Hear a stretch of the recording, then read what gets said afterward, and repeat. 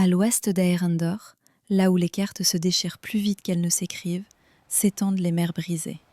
Une étendue instable, parsemée de quelques îles maigres, des terres que même les vents semblent éviter. Les marins disent que l'eau y est différente, plus lourde, comme si la mer se souvenait de trop de choses. C'est là qu'un équipage a disparu.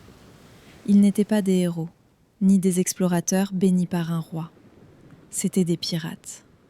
Des hommes et des femmes sans bannière, unis par l'or, la peur et un serment tacite. Ne jamais regarder en arrière. Leur navire portait un nom ancien, dont il ne reste aujourd'hui que des fragments dans les tavernes.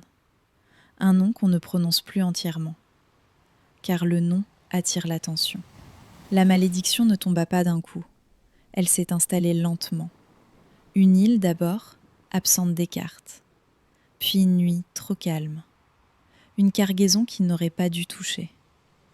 On raconte qu'ils ont pillé quelque chose qui n'appartenait ni aux hommes ni aux dieux. Un objet ancien, lié à une magie qui n'était plus censée circuler. Quand ils reprirent la mer, le ciel s'était assombri. Pas d'orage, pas de vent, juste une attente.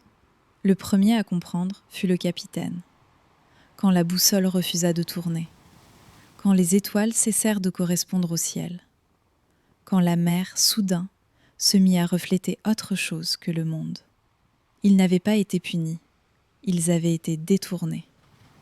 La nuit suivante, le navire ne toucha plus l'eau. Les vagues passaient en dessous, comme si la mer les avait rejetés. Le bois grinçait encore, les voiles claquaient faiblement. Mais le navire montait. Pas comme un oiseau, pas comme une magie maîtrisée.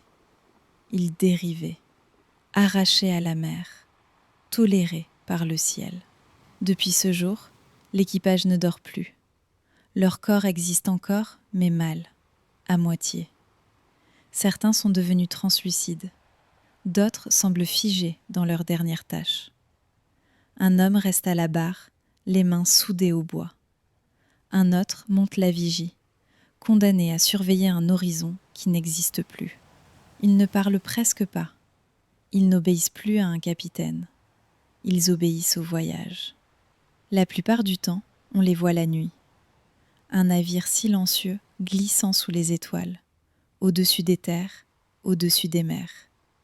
Les pêcheurs jurent apercevoir ces voiles entre deux constellations. Les enfants parlent d'un bateau qui traverse la lune. Mais parfois, le navire revient là où tout a commencé, dans les mers brisées, en plein jour. Là, il n'est pas dans le ciel, il navigue, comme s'il avait brièvement accepté de se souvenir de la mer. Les marins racontent qu'à ce moment-là, l'eau devient immobile.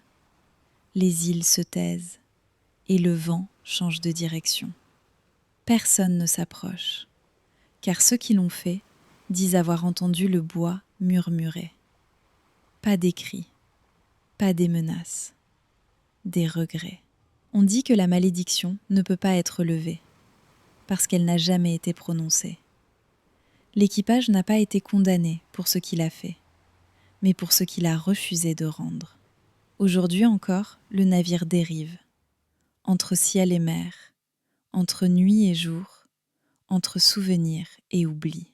Et tant qu'il naviguera, les mers brisées resteront instables. Car ce navire n'est pas un avertissement, c'est une preuve. La preuve que certaines dettes ne coulent jamais.